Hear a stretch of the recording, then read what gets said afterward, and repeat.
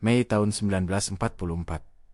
Dini hari, kabut tebal menggantung rendah di atas aliran sungai Kapit pedalaman Borneo. Hutan masih gelap, hanya diselingi suara jangkrik dan pekikan burung malam yang terdengar seperti jeritan dari dunia lain. Di tepi sungai yang berkabut itu, sebuah perahu kayu panjang meluncur perlahan, hampir tanpa suara. Di atasnya, 6 pria berpakaian lusuh duduk membungkuk, seolah nelayan pribumi biasa. Tapi kalau kau mendekat, kau akan menyadari ada yang aneh. Di balik sarung kain dan kemeja tipis, mereka mengenakan webbing kanvas ala pasukan sekutu. Di pinggang, terikat rapi pistol Webley 38, di bawah tumpukan keranjang rotan dan karung beras. Tersembunyi, radio portabel berkemasan kayu, beberapa kotak amunisi, dan satu senapan otomatis Owen gun buatan Australia, senjata yang sama sekali tidak dimiliki penduduk lokal. Di buritan, seorang pria berwajah keras dengan janggut tipis memegang kemudi. Dialah Kapten Rex Blow,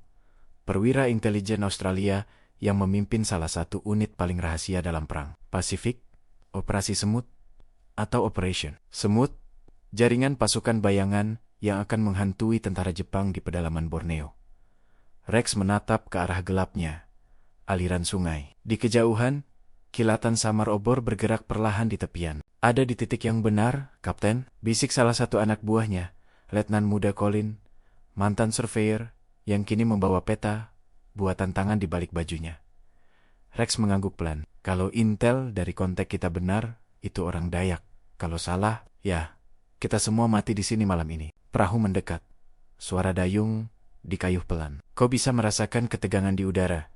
Hawa lembab, bau tanah basah, dan ancaman tak terlihat yang bisa muncul kapan saja dari kegelapan pohon. Di tepian, 3 sosok muncul. Mereka bertelanjang dada, hanya mengenakan cawat tradisional dengan hiasan manik-manik di leher. Di tangan mereka, tombak panjang dan parang lebar berkilat samar tertimpa cahaya obor. Wajah mereka datar, sulit ditebak.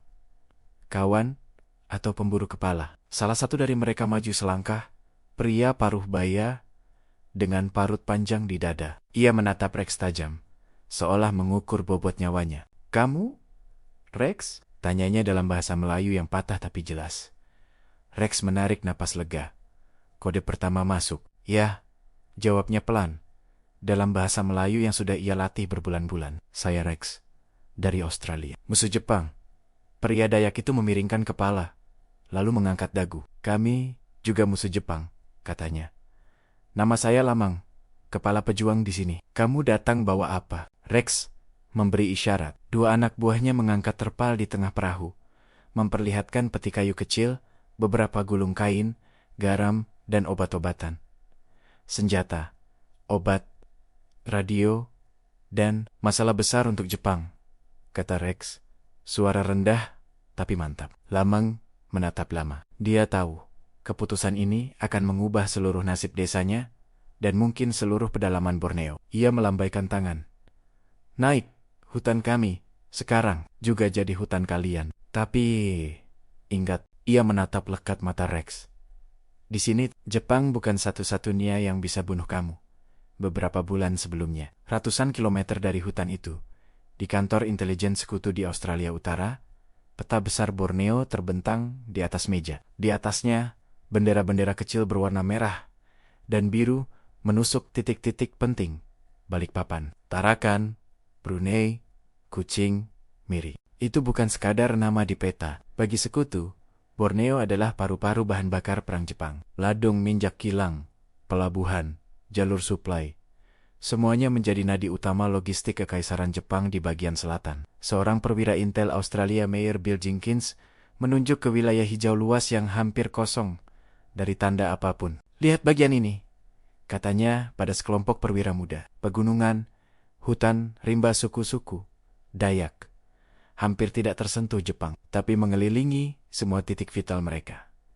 Ia menatap mereka satu persatu. Kalau kita bisa kuasai hutan di sini, kita bisa pantau setiap gerakan mereka. Konvoi, patroli, pengiriman suplai, semua. Tanpa mereka sadar dari mana datangnya, Di Yuhung, Rex Blow, hanya terdiam. Matanya menyapu peta Borneo bagian utara dan tengah. Operasi ini punya nama kode Semut Special Operations Executive. Borneo North, misinya sederhana di atas kertas, tapi hampir mustahil di lapangan. Menyusup ke pedalaman Borneo lewat jalur udara atau laut yang berbahaya. Membangun jaringan intel dan gerilya dengan penduduk lokal, terutama orang Dayak.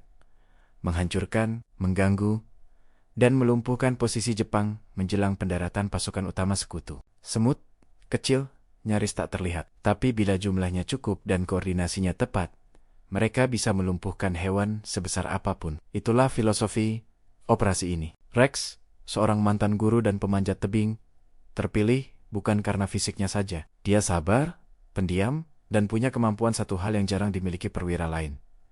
Ia bisa mendengarkan. Sifat itu penting untuk misi yang bergantung pada kepercayaan orang-orang pedalaman yang sama sekali asing bagi dunia barat. Ini bukan operasi biasa, kata Mayor Jenkins pada Rex di ruang briefing tertutup.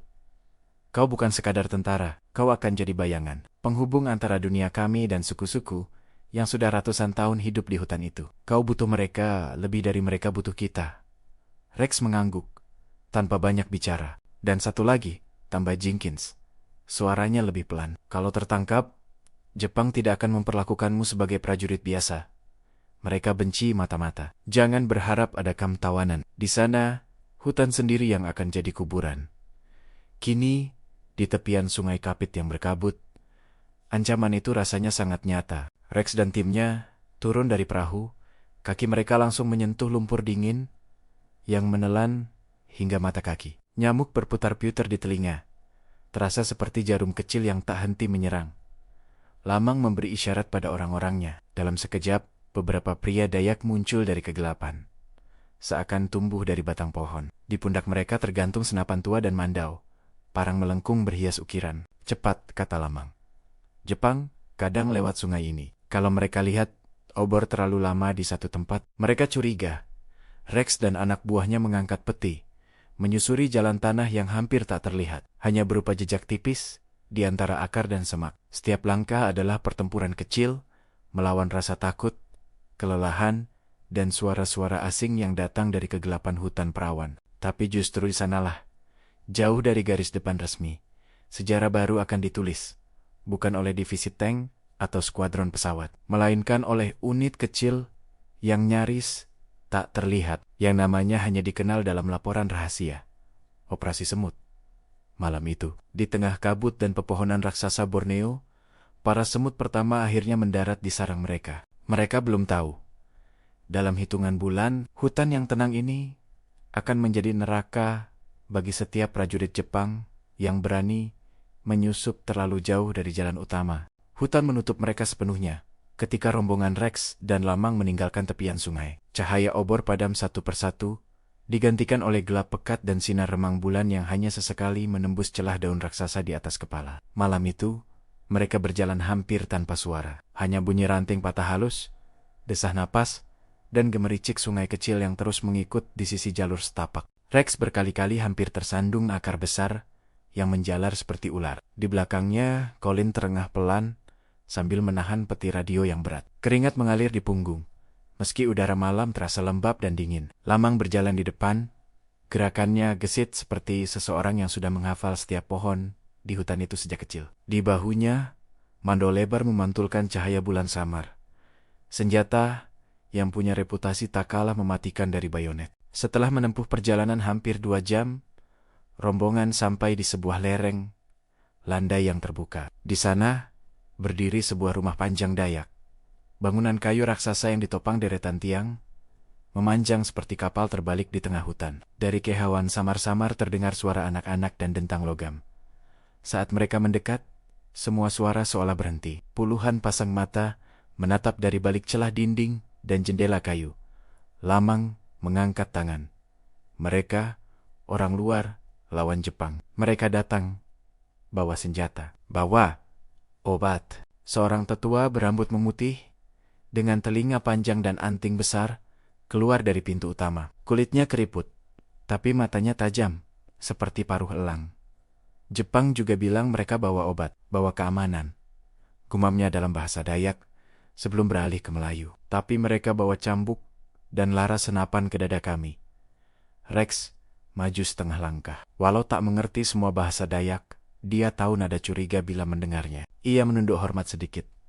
Kami bukan Jepang. Kami datang jauh. Dari selatan, Australia. Kami perang dengan Jepang di laut, di udara. Ia menyentuh dadanya. Dan sekarang, di hutan kalian. Kalau kalian mau, tetua itu memperhatikannya lama. Lalu pandangannya turun ke peti kayu yang dibawa anak buah Rex. Lamang memberi isyarat.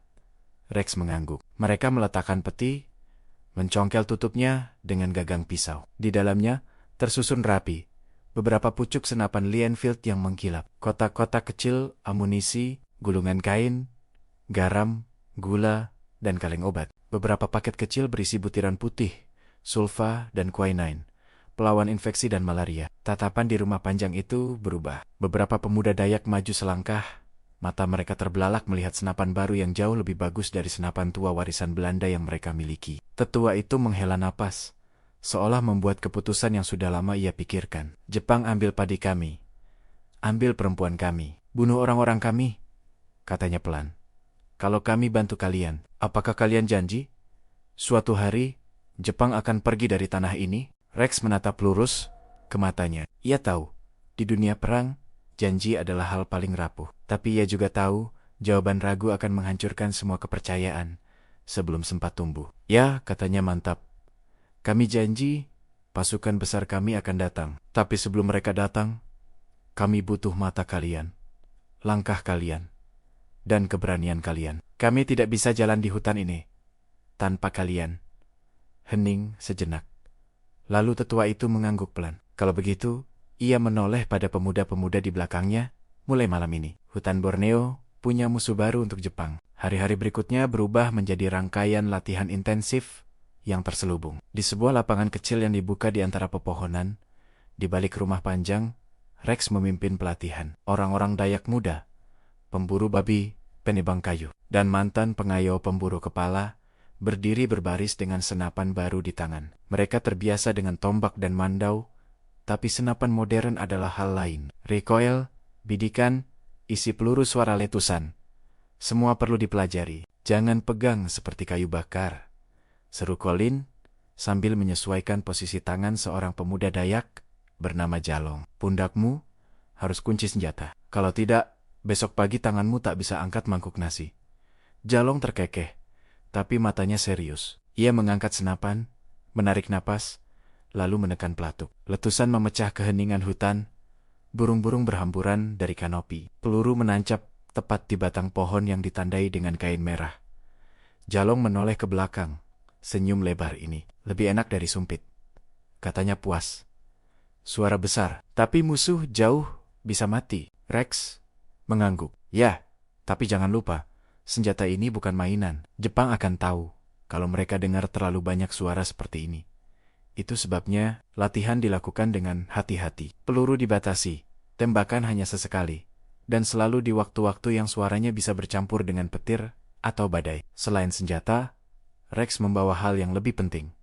Radio. Di sebuah ruangan kecil di bawah rumah panjang, ia dan seorang operator radio membuka peti kayu. Di dalamnya, radio portabel yang dirancang khusus untuk operasi rahasia, berat tapi cukup kecil untuk disembunyikan di ransel. Mereka memasang antena kawat yang disamarkan di antara tali jemuran dan gantungan pakaian. Malam itu, untuk pertama kalinya, suara dari pedalaman Borneo yang terpencil mengalir keluar, lalu melompat ke udara, menuju pos sekutu ratusan kilometer jauhnya. Ini semut satu memanggil. Suara operator pelan tapi mantap.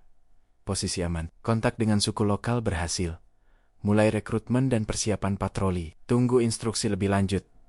Suara berdesis dari radio, lalu jawaban terdengar, jauh dan bergema.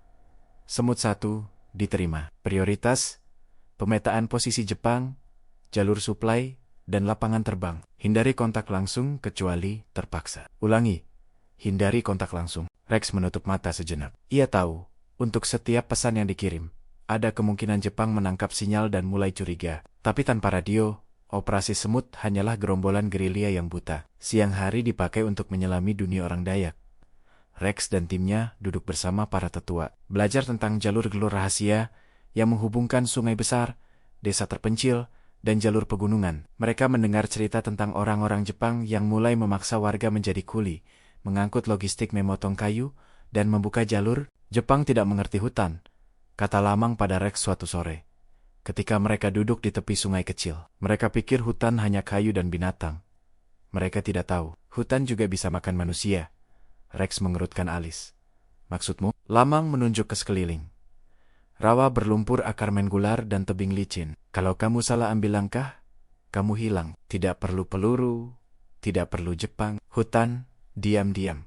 Ambil kamu. Itu pelajaran penting. Operasi Semut tidak hanya melawan Jepang, tapi juga melawan kesombongan mereka sendiri sebagai tentara terlatih. Di sini, orang Dayak adalah guru, bukan sekadar pembantu lokal. Malam hari, di bawah cahaya api kecil, para pemuda Dayak yang sudah memegang senapan baru duduk membentuk lingkaran. Rex menggambar peta kasar di tanah, jalur patroli, desa yang dikuasai Jepang, pos-pos kecil di sungai. Ini semua mata Jepang, katanya, menusukkan ranting ke titik-titik kecil. Kita tidak cukup kuat untuk menyerang mereka sekarang.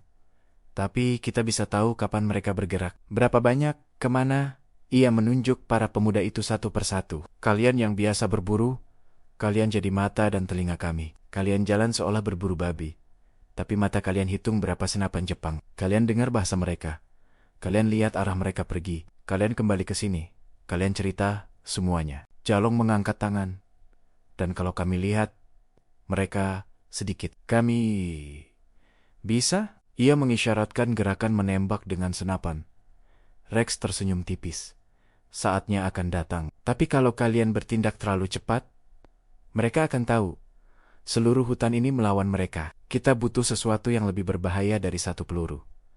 Ia menatap peta lagi, suaranya merendah. Kita butuh ketakutan. Jepang harus merasa hutan ini sendiri melawan mereka. Bukan hanya satu dua orang.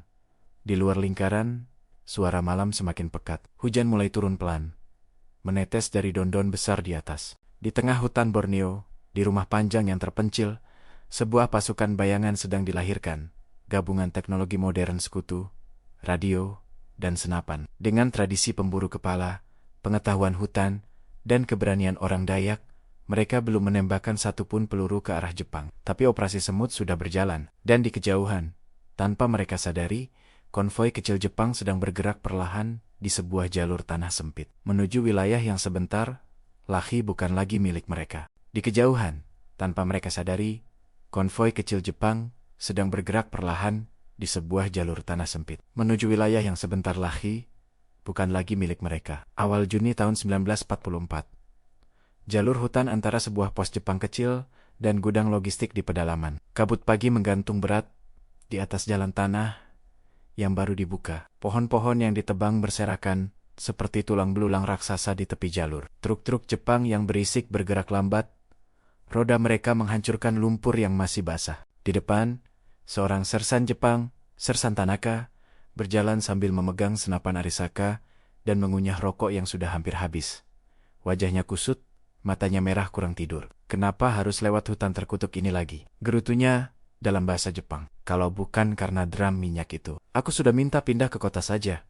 Di belakangnya, dua truk mengangkut peti-peti kayu berisi amunisi, makanan, dan drum minyak kecil. Di bak belakang, beberapa tentara Jepang duduk lesu, seragam mereka basah oleh lembab hutan. Tak ada yang benar-benar memperhatikan pohon-pohon di kiri kanan jalan. Kalau kau ikut berjalan bersama mereka, kau mungkin juga takkan melihatnya. Di antara rimbun daun dan bayangan batang besar, sepasang mata mengintip dari balik kamuflase daun dan tanah. Jalong berbaring tengkurap di parit kecil.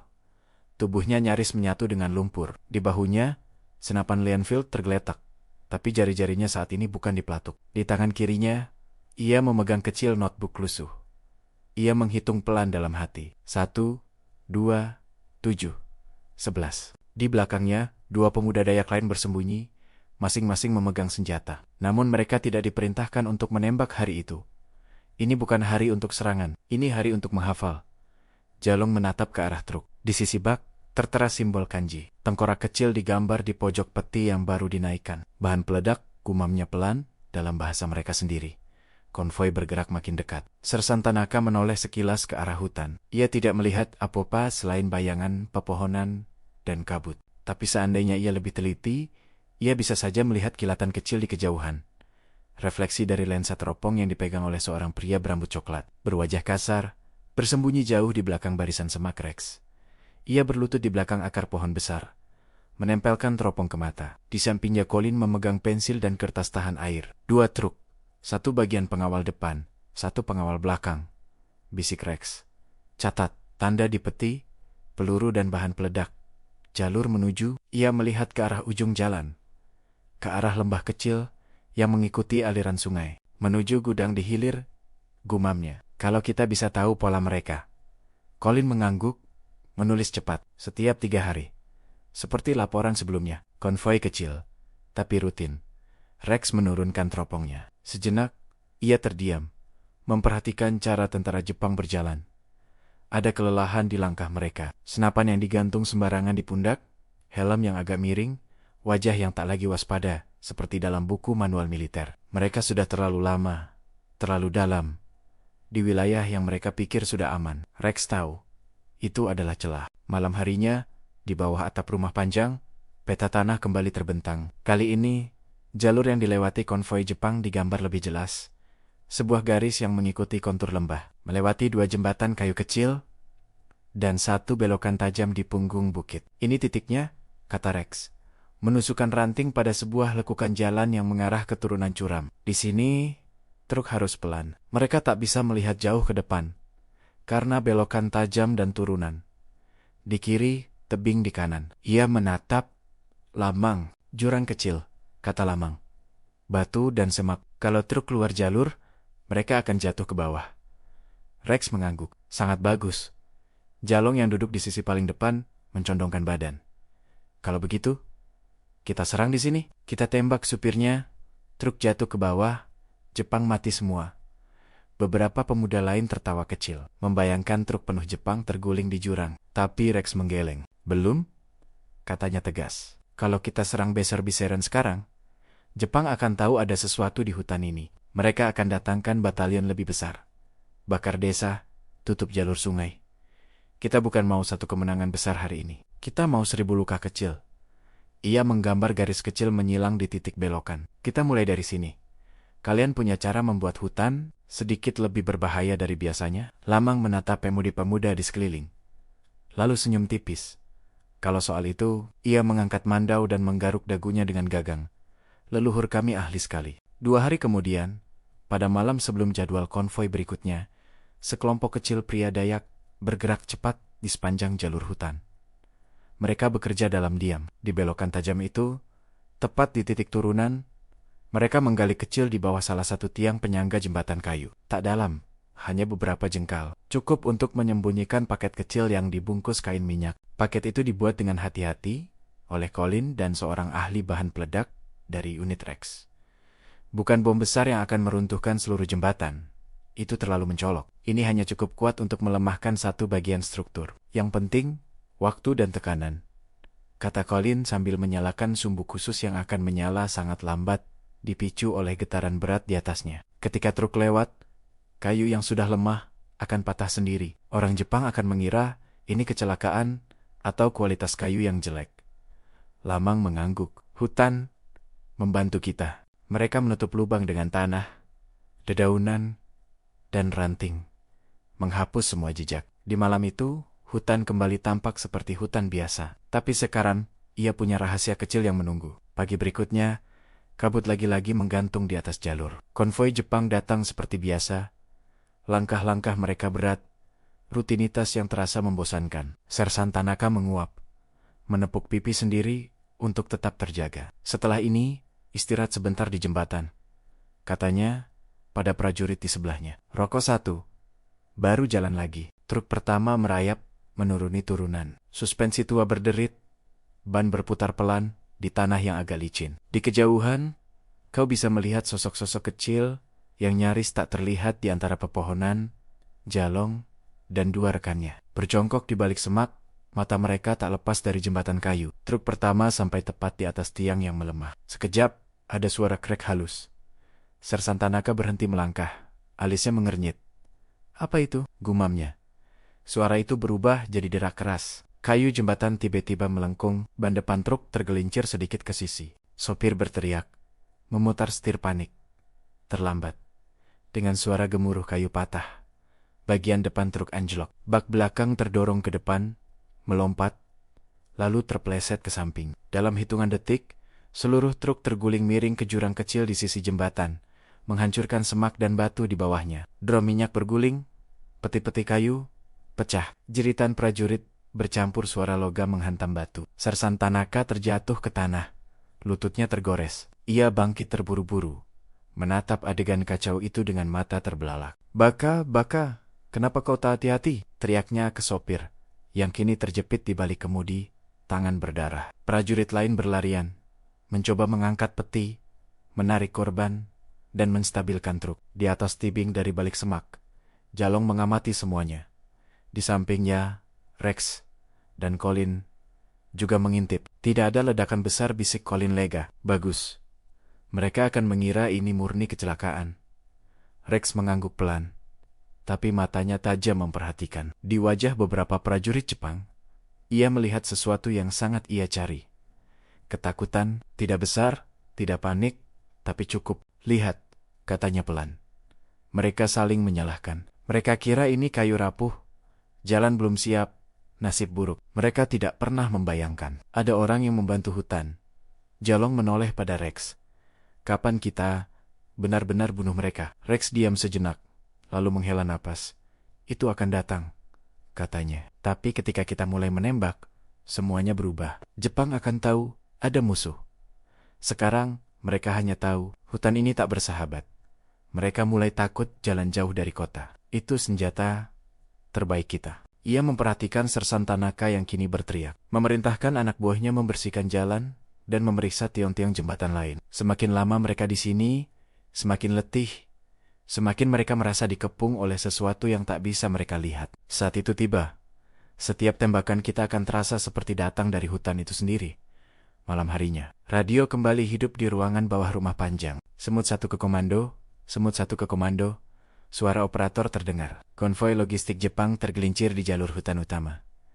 Satu truk rusak berat, beberapa korban. Tidak ada indikasi mereka menduga sabotase. Jawaban datang beberapa menit kemudian, tertunda oleh jarak dan gangguan atmosfer. Semut satu, sangat baik. Lanjutkan pola, utamakan sabotase halus. Laporkan setiap perubahan rute dan jadwal. Operasi kalian menciptakan tekanan psikologis penting sebelum invasi utama. Rex bersandar ke dinding kayu, mendengarkan. Tekanan psikologis, gumamnya. Bahasa kantor untuk sesuatu yang di sini, artinya membuat Jepang mulai takut gelap. Operator tertawa kecil. Bagus untuk kita, buruk untuk mereka. Di luar, Jalong dan para pemuda Dayak duduk di depan api kecil. Mereka membicarakan kejadian di jembatan dengan semangat, menirukan cara truk terguling, menertawakan wajah panik prajurit Jepang yang mereka lihat dari kejauhan. Tapi di balik tawa itu, satu hal sudah berubah dalam diri mereka. Mereka bukan lagi hanya pemburu babi dan penjaga ladang. Mereka kini pemburu bayangan. Bagian dari jaringan yang lebih besar daripada rumah panjang mereka. Lebih besar dari sungai dan hutan yang mereka kenal. Operasi Semut telah berhasil melakukan serangan pertama, bukan dengan peluru, tapi dengan runtuhnya rasa aman Jepang di pedalaman Borneo. Dan itu baru permulaan. Di kejauhan, di kota-kota pesisir, para perwira Jepang mulai menerima laporan, kecelakaan, keterlambatan, jalur terputus. Semua tampak seperti masalah teknis biasa. Belum ada yang menyadari bahwa di balik setiap kecelakaan, ada sepasang mata di hutan yang mengamati, mencatat, dan tersenyum tipis. Belum ada yang menyadari bahwa di balik setiap kecelakaan, ada sepasang mata di hutan yang mengamati, mencatat, dan tersenyum tipis. Akhir Juni tahun 1944, beberapa hari setelah insiden jembatan, sebuah pos Jepang kecil berdiri di tepi sungai, tak jauh dari jalur yang sering digunakan untuk mengirim logistik. Pos itu hanya terdiri dari bara kayu sederhana, menara kecil, dan beberapa karung pasir sebagai perlindungan. Di luar, tergantung papan kayu dengan huruf kanji yang menandai tempat itu sebagai pos pengawas sungai nomor 3. Di dalam barak, kipas bambu berayun pelan di langit-langit, tak cukup kuat mengusir hawa pengap dan bau keringat. Seorang kopral muda, Kopral Saito, duduk di meja kecil, menulis laporan tentang insiden kecelakaan jembatan beberapa hari yang lalu. Kayu berkualitas buruk, tulisnya dengan gusar. Pekerja lokal, malas. Jalan belum siap untuk truk berat.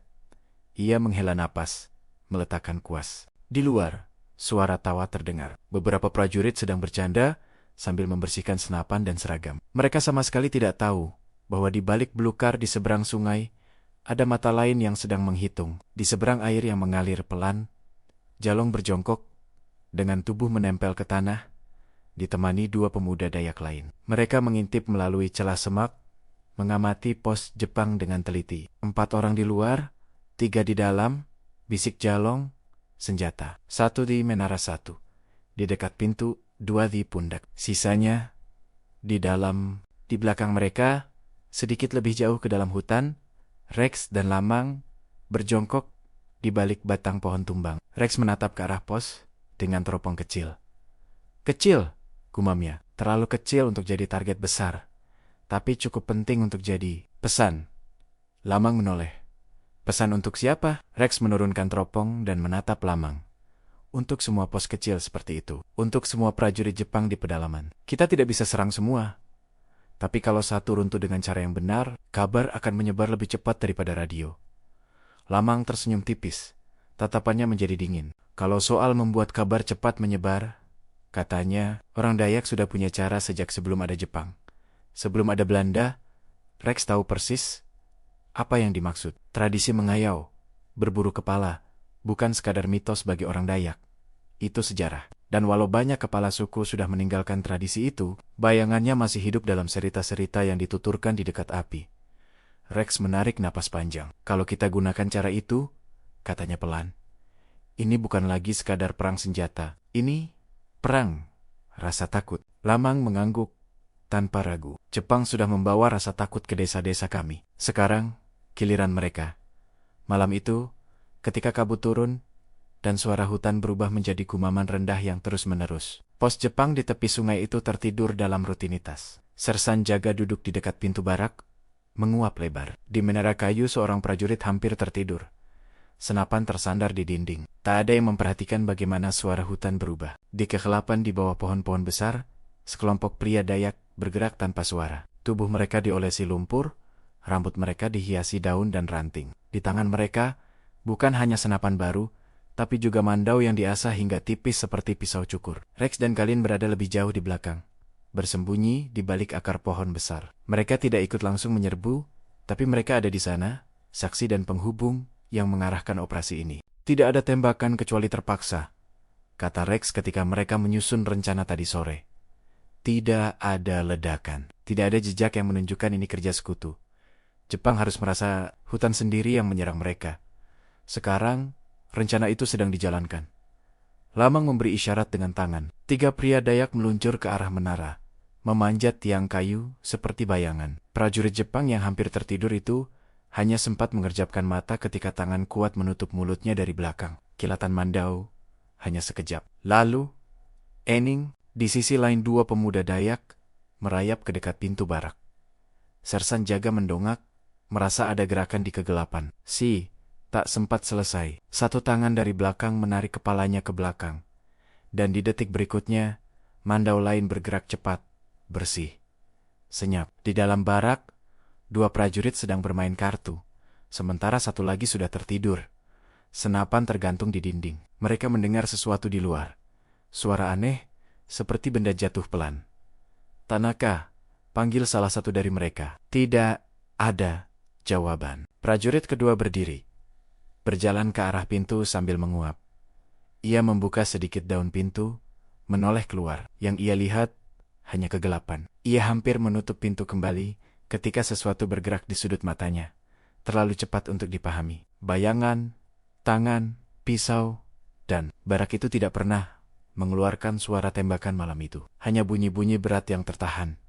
Beberapa benda yang jatuh, lalu kembali hening. Hutan menelan semuanya seolah tak terjadi apa-apa. Beberapa jam kemudian, ketika fajar mulai menyentuh pucuk daun, sungai di depan pos itu memantulkan warna abu-abu pucat. Kabut tipis naik dari permukaan air. Di atas pasir tepi sungai, pemandangan yang mengerikan menunggu siapapun yang lewat. Badan-badan prajurit Jepang tergeletak rapi, senapan mereka diletakkan di samping.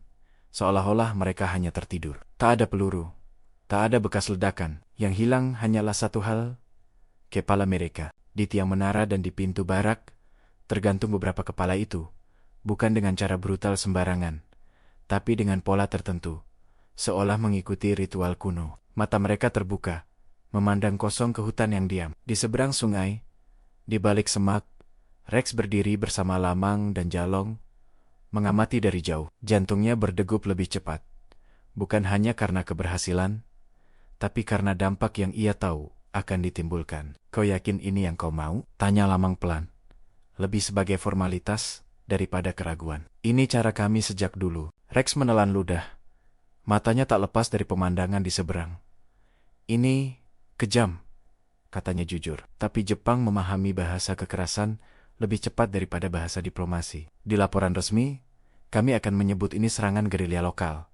Tapi di sini, ia menghela napas. Di sini, ini adalah perang yang kalian jalankan di tanah kalian sendiri. Aku tidak akan melarang cara kalian. Selama itu membuat Jepang mundur, Jalong menatap ke arah Kepila-Kepola itu dengan campuran rasa ngeri dan bangga. Dulu, kepala musuh jadi tanda keberanian, katanya pelan. Sekarang, jadi tanda bahwa Jepang tidak berkuasa di sini. Rex menepuk bahunya. Sekarang, mereka jadi tanda bahwa hutan ini punya aturan sendiri, katanya. Dan siapapun yang masuk tanpa menghormatinya akan menghilang. Beberapa hari kemudian, di markas Jepang di kota pesisir, seorang perwira intel membaca laporan dengan dahi berkerut. Ia memejamkan mata sejenak, seolah memastikan ia tidak salah membaca. Mayat tanpa kepala, kepala digantung di pos. Gumamnya. Kerja bandit, pemberontak lokal. Di sekelilingnya, beberapa perwira lain berdiri diam, gelisah. Kita sudah dengar cerita tentang orang-orang kepala suku yang dulu berburu kepala. Apakah mereka kembali melakukannya? Salah satu dari mereka bertanya. Perwira intel itu menggebrak meja. Ini bukan sekadar bandit, katanya geram. Kita lihat pola beberapa minggu terakhir. Jembatan runtuh, kecelakaan konvoi, sekarang pos terpencil lenyap. Ini bukan kebetulan. Ada yang mengatur, tapi siapa? Itu pertanyaan yang mulai berputar-putar di kepala banyak perwira Jepang. Mereka menerjunkan patroli tambahan, memeriksa desa-desa, menginterogasi penduduk lokal, bahkan mengancam beberapa kepala adat. Tapi jawaban yang mereka dapat hanya anggukan takut, kebingungan, dan bahu terangkat. Tak ada yang mengaku tahu, tak ada yang mengaku melihat. Seolah-olah hutan itu sendiri yang menyerang kita, kata seorang perwira muda pada temannya suatu malam ketika mereka berjaga di pos lain yang lebih besar. Temannya tertawa, tapi tawanya hambar. Kalau begitu, aku harap suatu hari hutan itu capek sendiri, katanya. Aku hanya ingin pulang ke rumah. Di rumah Panjang, berita tentang pos Jepang yang ditemukan tanpa kepala menyebar lebih cepat daripada pesan radio. Para pemuda Dayak tertawa, bercanda, dan menirukan wajah ketakutan yang mereka bayangkan ada di raut prajurit Jepang yang menemukannya. Tapi Rex tetap tenang. Ia tahu, efek sebenarnya bukan di tawa hari ini. Efek itu ada di malam-malam gelap yang akan datang. Ketika prajurit Jepang yang patroli di jalur hutan mendengar ranting patah, bayangan bergerak, atau suara mandau diasah di kejauhan. Setiap suara kecil akan terasa seperti ancaman. Setiap semak menjadi tempat musuh bersembunyi. Setiap perjalanan di luar kota akan terasa seperti berjalan di rahang hutan yang siap menutup kapan saja. Dan di balik semua itu, radio kecil di bawah rumah Panjang kembali menyala. Semut satu ke komando. Suara operator terdengar tegas. Pos Jepang kecil di tepi sungai berhasil dilumpuhkan. Tidak ada tembakan, tidak ada bukti keterlibatan langsung sekutu. Taktik lokal digunakan untuk menciptakan efek psikologis maksimum. Jawaban datang dengan nada puas. Semut satu, sangat baik. Lanjutkan pola operasi. Prioritas: membuat pasukan Jepang di pedalaman merasa terkepung dan tidak aman. Kalian adalah mata, telinga, dan bayangan kami di Borneo. Rex menatap antena kawat yang menggantung di atas. Di peta besar Perang Dunia, operasi semut mungkin hanya catatan kecil di sudut laporan harian. Tapi di pedalaman Borneo, di antara sungai-sungai keruh dan pohon-pohon setinggi menara, mereka adalah hantu-hantu yang mengubah jalannya perang.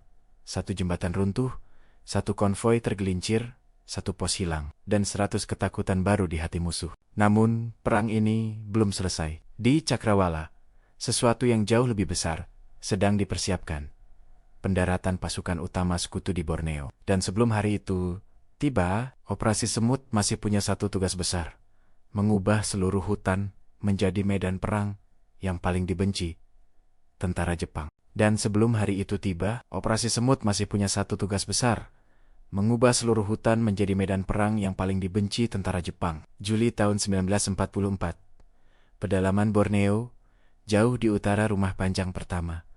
Hujan turun tanpa ampun. Bukan gerimis, tapi tembok air yang jatuh dari langit, menghantam kanopi pohon dan memecah jadi ribuan tetes yang menari di udara. Suara hujan begitu keras, sampai menutupi hampir semua suara lain. Di balik tirai air itu, 3 sosok bergerak menyusuri jalur setapak sempit yang licin. Rex berjalan di depan, tubuhnya basah kuyup, topi lapangan menempel di kepala. Di belakangnya, Jalong dan seorang operator radio muda, Sergeant Bluey Harris, memanggul tas besar berisi radio, baterai, dan peta yang dibungkus rapat. Setiap langkah terasa berat. Tanah berlumpur menarik kaki mereka. Akar licin mengancam untuk menjatuhkan kapan saja. Di laporan, jaraknya cuma 10 kilometer, gumam Bluey di antara nafas berat. Aku rasa yang menulis laporan itu tidak pernah jalan di Borneo. Jalong tertawa kecil, walaupun ia juga lelah. Kalau di hutan sini, 10 kilometer di peta sama dengan 100 di kaki. Rex hanya mengangkat tangan, memberi isyarat agar mereka sedikit menunduk. Di depan, suara lain terdengar samar di antara hujan. Percakapan pelan, suara kayu dipukul, dan lolongan anjing. Mereka mendekati kampung lain. Desa yang di peta sekutu hanya berupa titik tanpa nama. Tapi bagi Operasi Semut, desa seperti ini adalah simpul penting dalam jaringan yang sedang mereka bangun. Lamang sudah menunggu di sana sejak pagi. Datang lewat jalur berbeda bersama beberapa orang Dayak lain. Mereka adalah penghubung, perantara, dan terkadang penerjemah antara dunia sekutu dan desa Dayak yang belum pernah melihat orang kulit putih sebelumnya. Desa itu kecil, terdiri dari beberapa rumah kayu di atas tiang, ladang padi yang tertutup hujan, dan satu balai kayu beratap daun. Ketika Rex dan rombongan muncul dari balik rimbun pohon, anak-anak desa menatap dengan mata bulat, separuh takut, separuh penasaran. Seorang lelaki berusia sekitar 40 tahun, bertubuh kekar dengan tato di lengan, melangkah maju. Di pinggangnya tergantung mandau, dan di lehernya kalung gigi hewan. Ini kepala Yaman, bisik Lamang pelan pada Rex. Dia yang pegang keputusan di sini. Yaman menatap Rex, menilai dari ujung kepala sampai ujung kaki. Lamang bilang, kau orang yang bikin Jepang takut di sungai. Katanya dalam bahasa Melayu yang cukup lancar. Orang-orangku bilang, mereka dengar cerita tentang pos tanpa kepala. Rex menatapnya tenang. Itu ulah orang-orang kalian sendiri, katanya. Kami hanya bantu beri senjata dan rencana. Yaman mengangguk, seolah itu jawaban yang memuaskan. Kalau begitu, apa yang kau mau dari kami? Tanyanya. Jepang sudah jarang lewat sini. Mereka takut, tapi sekali-sekali mereka kirim patroli. Mereka ambil orang untuk kerja paksa. Kami benci itu, tapi kami juga tidak mau desa kami jadi abu. Rex mengeluarkan gulungan kecil dari dalam bajunya. Itu bukan peta modern yang rapi, tapi kertas kasar dengan garis-garis yang digambar tangan. Ia membentangkannya di meja kayu di balai. Jaman, Lamang, Jalong, dan beberapa pemuda desa berkumpul di sekeliling. Di peta itu terlihat jaringan sungai, jalur, dan beberapa tanda yang sudah diberi kode X untuk pos Jepang. Garis tebal untuk jalur logistik, titik-titik kecil untuk desa yang sudah bekerja sama dengan Operasi Semut. Kami ingin desa kalian jadi mata dan tangan kami di utara, kata Rex. Kalian tidak harus menyerang, tidak harus bunuh. Yang kami butuh, ia mengetuk beberapa titik dengan ujung pensil. Informasi. Bluey membuka tas, mengeluarkan beberapa buku kecil dan pensil pendek. Setiap kali kalian melihat patroli Jepang, kalian catat, kata Rex. Berapa orang, bawa apa, lewat jam berapa. Mereka bicara tentang apa. Kalau mereka tanya sesuatu di desa, kalau mereka marah, kalau mereka bilang, akan ada pasukan besar lewat. Semua kalian catat. Kirim orang ke desa Lamang. Dari sana, orang kami akan ambil dan kirim lewat radio ke komando. Yaman menatap peta, lalu menatap Rex. Dengan begitu, kalian tahu semua jalan mereka? Rex mengangguk. Ya, seiring waktu, peta ini bukan cuma gambar sungai dan bukit, katanya. Ini jadi peta hidup. Setiap titik di sini adalah mata yang melihat Jepang. Setiap jalur yang mereka pakai, kita tahu sebelum mereka jalan, seorang pemuda desa yang sejak tadi diam, bulan, mengangkat tangan ragu-ragu. Kalau kami ketahuan mencatat, tanyanya. Jepang suka geledah rumah. Mereka bisa temukan buku ini. Bluey mengambil satu buku kecil. Ia membuka halaman tengah, memperlihatkan cara menulis dengan kode sederhana. Angka yang diganti simbol, tanda-tanda kecil yang tampak seperti coretan biasa. Kalau ada orang Jepang yang lihat, mereka kira ini anak kecil belajar gambar, kata Bluey. Tapi kalau kalian tunjukkan ke kami bisa baca. Kami akan ajarkan kode ini pada beberapa orang saja. Yaman menghela napas, melihat desa kecilnya, ladang, anak-anak, perempuan yang sedang menumbuk padi. Kalau kami bantu kalian, katanya pelan. Apa kalian bisa pastikan Jepang tidak akan balas ke desa kami? Rex diam sejenak. Ia tidak suka berbohong. Ia tidak bisa menjanjikan sesuatu yang mustahil di perang. Kau kepala desa, katanya akhirnya. Kau tahu, di dunia nyata, tidak ada yang pasti. Jepang sudah bisa menyerang desa kalian kapan saja, bahkan tanpa alasan. Yaman mengangguk pelan. Ia tahu, itu benar. Tapi kalau kalian bersama kami, lanjut Rex, kalian tidak lagi sendirian. Kami bisa beri senjata, obat, peringatan jika ada pasukan besar bergerak ke arah sini. Dan ia menatap Yaman dalam-dalam. Setiap gerakan Jepang yang kalian laporkan ke kami akan membantu bukan hanya desa ini, tapi desa-desa lain. Bahkan orang-orang yang belum pernah kalian lihat di ujung pulau, hening sejenak. Lalu Yaman menepuk meja. Baik, katanya. Kalau begitu, mulai hari ini, desa kami juga jadi bagian dari hutan yang kalian pakai untuk memerang Jepang. Dalam minggu-minggu berikutnya, jaringan itu tumbuh seperti akar pohon yang menjalar di bawah tanah. Desa demi desa, pelen-pelen masuk ke dalam lingkaran. Ada desa yang hanya memberi informasi, ada yang menyimpan senjata di bawah lantai rumah panjang, ada yang menjadi tempat singgah patroli kecil, operasi semut. Setiap desa punya peran. Jalong dan beberapa pemuda Dayak lain menjadi kurir hutan. Mereka berjalan, berhari-hari menyusuri sungai, bukit dan lembah, membawa pesan, buku catatan, dan kadang-kadang obat-obatan. Mereka tidak membawa bendera, tidak memakai seragam, tapi di mata Rex, mereka adalah bagian paling penting dari operasi semut. Tanpa mereka, kita buta, katanya pada Bluey suatu malam, ketika mereka duduk di bawah rumah panjang sambil memperbaiki radio. Senjata, radio, bahan peledak, semua tak berguna.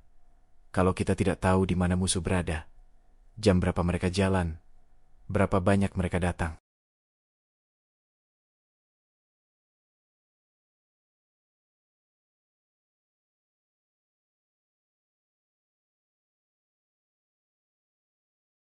Suara statis, lalu suara Inggris dengan aksen Australia terdengar. Semut satu, di sini komando. Laporan kalian sangat krusial. Informasi pola patroli dan rute logistik dipakai staf perencanaan untuk operasi amfibi mendatang. Ulangi, informasi kalian mengubah rencana pendaratan kami. Teruskan pemantauan ketat di sektor utara. Bluey menoleh ke Rex, matanya berbinar. Kau dengar itu? Katanya. Rencana pendaratan mereka berubah gara-gara laporan-laporan kecil dari desa-desa itu. Rex hanya tersenyum tipis. Coba bilang itu ke Jalong dan kawan-kawan, yang jalannya 3 hari tanpa tidur, gumamnya. Mereka pantas tahu betapa besar pengaruh coretan mereka di buku lusuh itu. Esoknya, di depan rumah panjang, Rex mengumpulkan sekelompok pemuda Dayak yang baru kembali dari perjalanan panjang. Mereka tampak kelelahan, kaki lecet, baju sobek. Tapi di tangan mereka ada buku kecil penuh catatan dan sketsa. Letak pos Jepang baru, jalur patroli, bahkan kebiasaan jam minum teh seorang perwira penjaga. Rex menatap mereka satu persatu. Kalian mungkin pikir kalian hanya menulis, katanya, suaranya mantap tapi hangat. Tapi di tempat lain, jauh di selatan, ada orang-orang berseragam rapi yang duduk di depan peta besar. Setiap garis yang kalian gambar, setiap angka yang kalian tulis, ia mengangkat salah satu buku kecil itu. Mereka pakai untuk memutuskan di mana pasukan kami akan mendarat, dari mana kami menyerang, dan bagaimana kami menyelamatkan nyawa ribuan orang. Jepang berpikir mereka berperang melawan pesawat dan kapal. Mereka tidak tahu, mereka juga berperang melawan kalian. Jalong yang berdiri di barisan depan mengangkat dagu, meski matanya masih merah karena kurang tidur. Jadi, kami juga. Tentara? Tanyanya, setengah bercanda. Rex menggeleng pelan. Kalian lebih dari tentara, jawabnya. Tentara hanya menembak musuh yang mereka lihat. Kalian membuat musuh itu muncul di peta kami. Lamang tertawa rendah. Kalau begitu, katanya, Operasi semut bukan cuma pasukan bayangan, kami juga peta hidup. Rex mengangguk. Ya, katanya. Dan peta hidup inilah yang akan menentukan bagaimana Jepang keluar dari Borneo sebagai pemenang atau sebagai tamu yang diusir hutan. Di kejauhan, guntur menggelegar. Hujan kembali turun, menyelimuti hutan Borneo dalam tirai abu-abu. Tapi di bawah kanopi lebat itu, sesuatu yang tak terlihat di peta resmi terus tumbuh. Jaringan semut kecil yang diam-diam menggigit kaki raksasa, sedikit demi sedikit, hari demi hari. Dan tak lama lagi, raksasa itu akan menyadari ia tidak lagi berdiri di tanah yang mengizinkannya berkuasa.